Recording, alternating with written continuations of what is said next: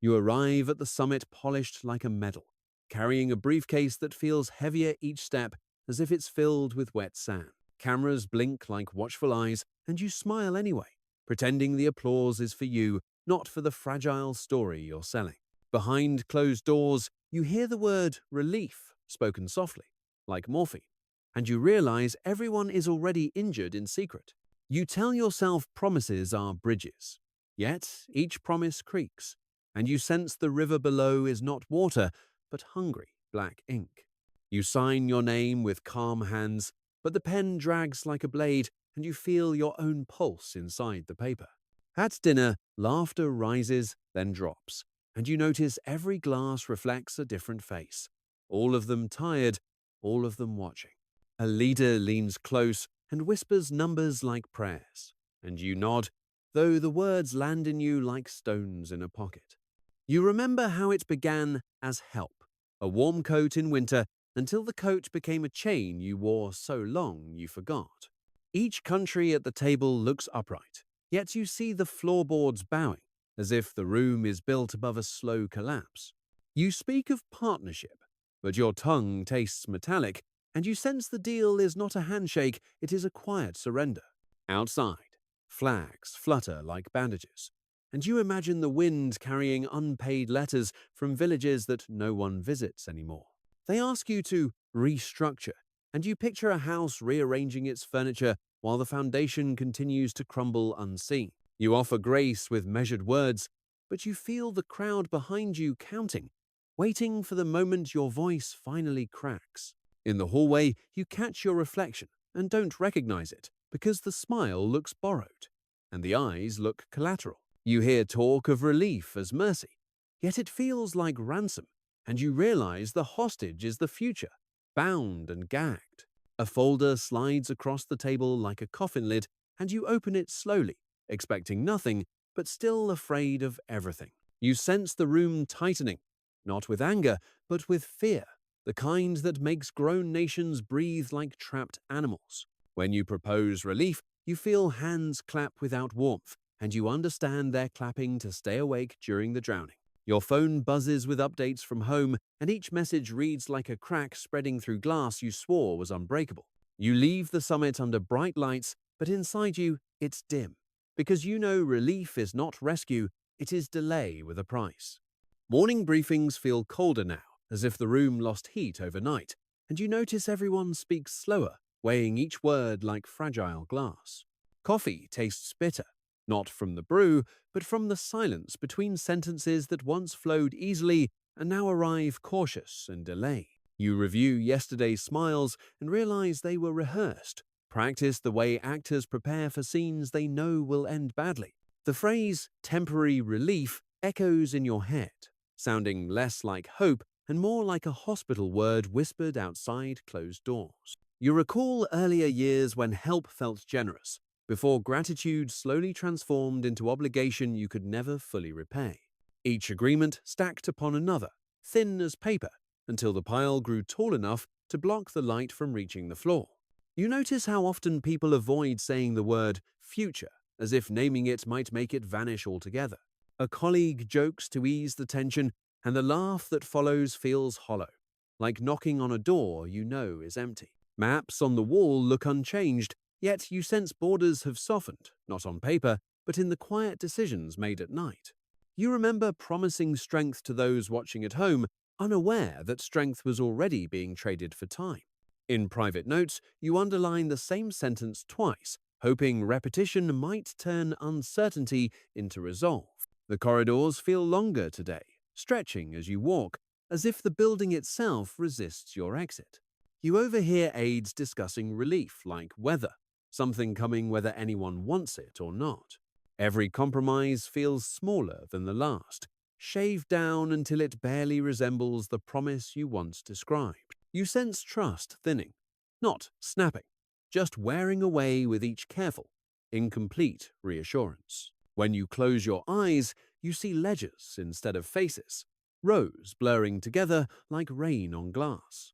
You realize no one is steering anymore, only adjusting to currents already pulling too hard to fight. Relief discussions stretch late into the night, and exhaustion makes agreement feel easier than resistance. You draft statements meant to calm nerves, knowing calm is temporary when the ground keeps sinking. As dawn approaches, you accept that control wasn't lost suddenly, but spent quietly, one careful concession at a time. The summit resumes with fresh agendas, yet you sense their recycled masks, reused to hide the same exhaustion etched deeper each passing session.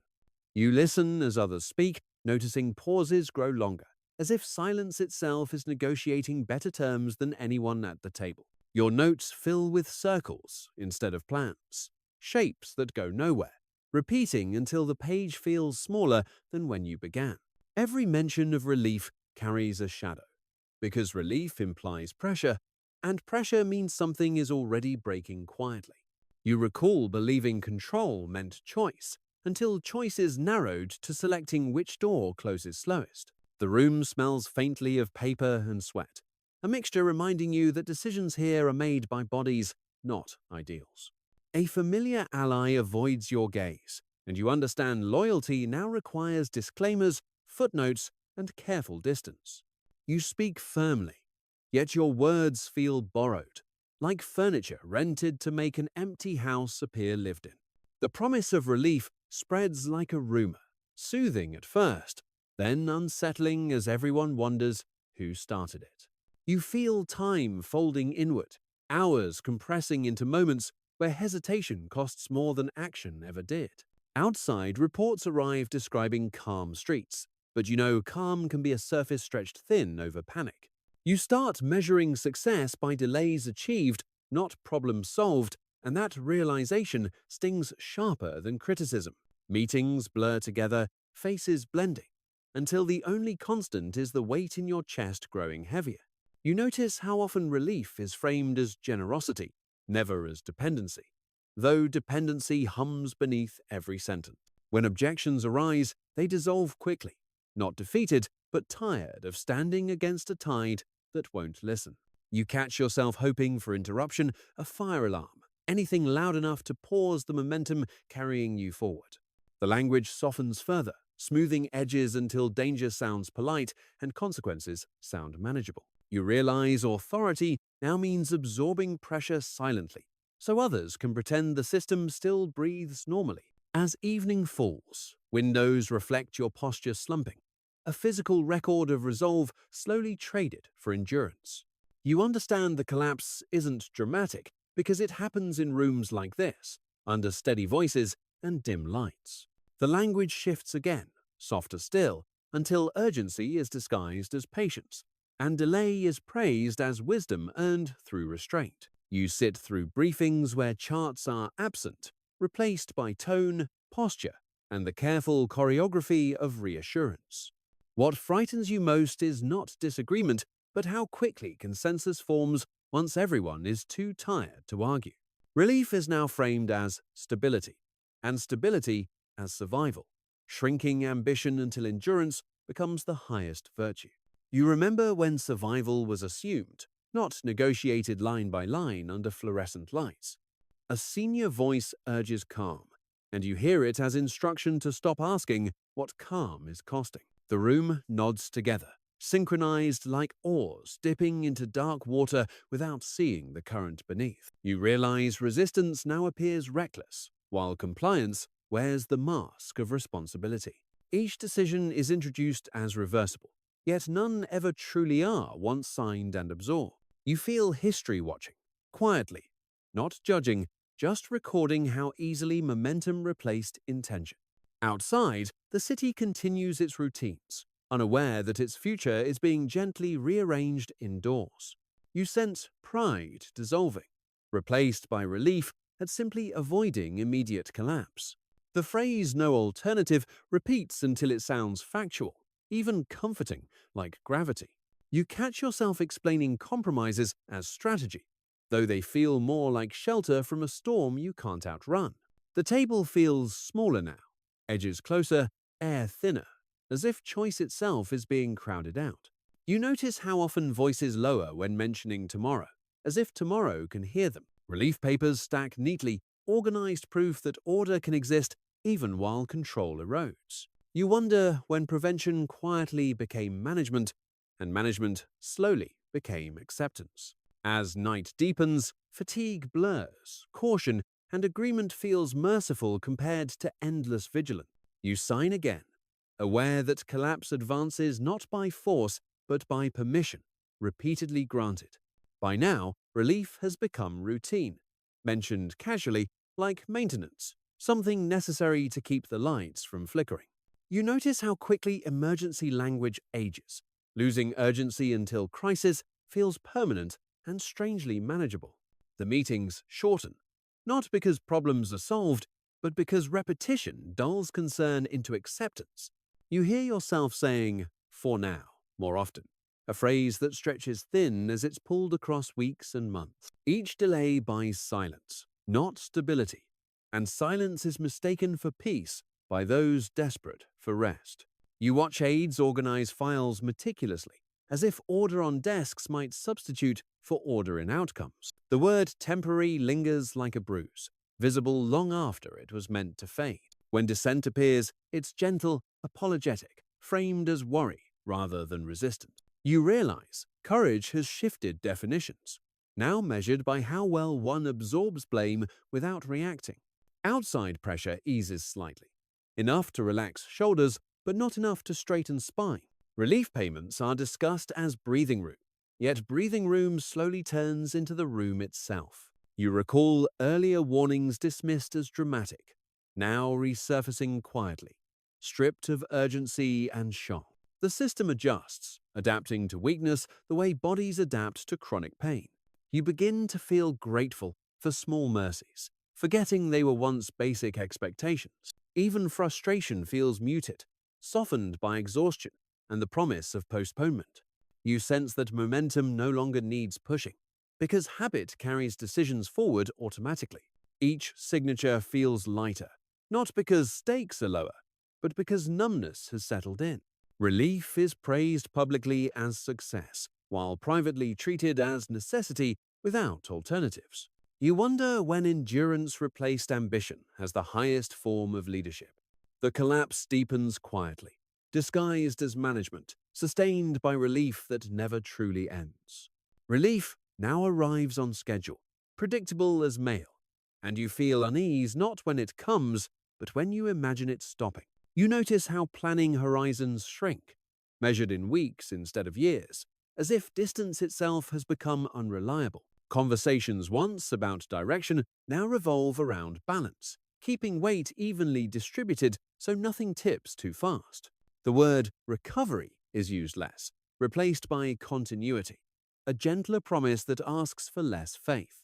You sense fear evolving, no longer sharp, but dull and constant, humming beneath every calm announcement. In briefings, faces look steadier, not because things improved, but because everyone learned where not to look. Relief is credited with buying time, yet time arrives already spent, leaving only receipts to organize. You overhear jokes about permanence, and laughter follows, uneasy, acknowledging a truth no one wants to own. The system adapts further, building routines around weakness, until weakness feels structural, even intentional. You realize urgency faded not when danger passed, but when repetition made alarm exhausting. Outside, critics soften their tone, sensing resistance is futile against something that appears orderly. You begin to speak of sustainability, meaning survival that doesn't ask uncomfortable questions. Each extension is framed as success, though success once meant ending dependence, not managing it. You watch younger voices fall silent, learning quickly which concerns belong in drawers, not meetings. Relief becomes a reference point, the baseline against which all decisions are quietly measured. You sense the future shrinking into a corridor with no windows, navigated by memory rather than hope. The paperwork grows thicker, not heavier, because weight has lost meaning through repetition. You feel oddly calm, realizing numbness is efficient, allowing progress without reflection. When doubts surface, they're postponed, scheduled for later discussions that never quite arrive. The collapse advances another step, unseen, because it now looks exactly like normal operations. You stop counting relief cycles because counting suggests an end, and endings no longer feel realistic or even desirable. The calendar loses shape, weeks blending together, each marked only by another extension quietly approved. You notice how often phrases repeat verbatim, recycled language standing in for original thought.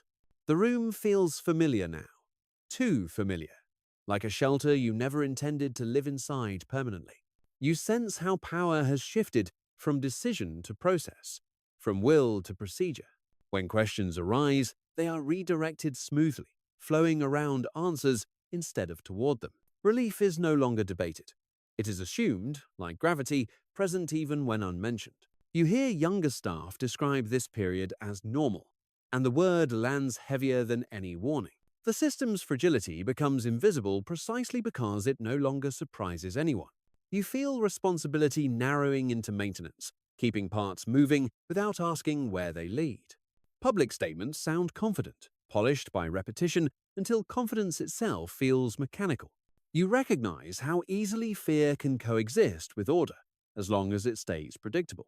Meetings now focus on continuity plans, not recovery paths, as if forward motion were optional.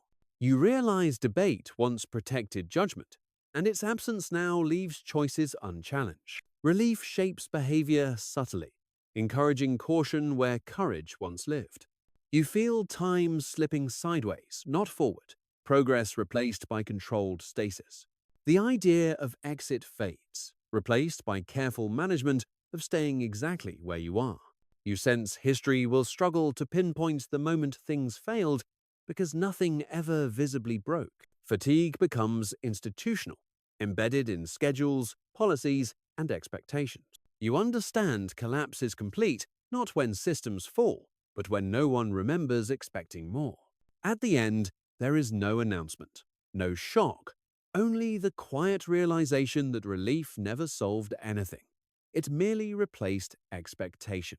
You review old statements and barely recognize the language because hope once sounded sharper, more demanding.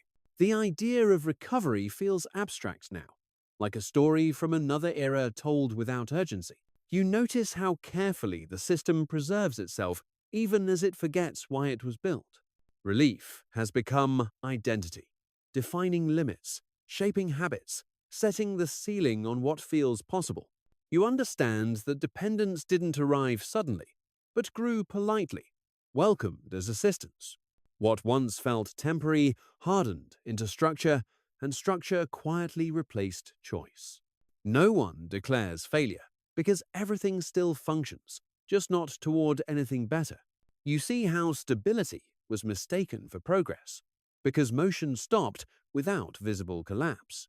The past lingers as comparison, not aspiration, referenced gently, without intention to return.